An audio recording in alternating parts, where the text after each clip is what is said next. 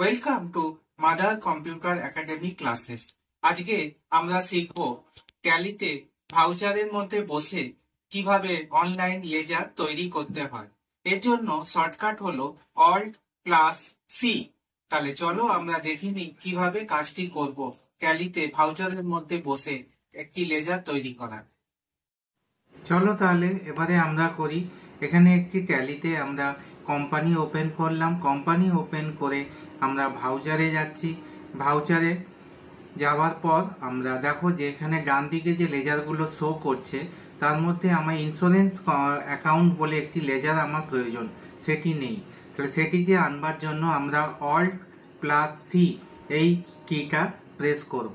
দেখো ডাইরেক্ট আমরা লেজারের মধ্যে প্রবেশ করলাম। এখানে আমরা লিখলাম ইন্স্যুরেন্স অ্যাকাউন্ট, আন্ডারে দিলাম ইনডাইরেক্ট এক্সপেন্সেস এবং অ্যাকসেপ্ট করলাম।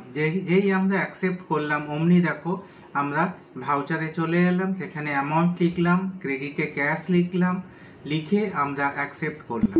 এরকমভাবে ভাউচারে বসে আমরা লেজার তৈরি করতে পারবো। Thank you for watching.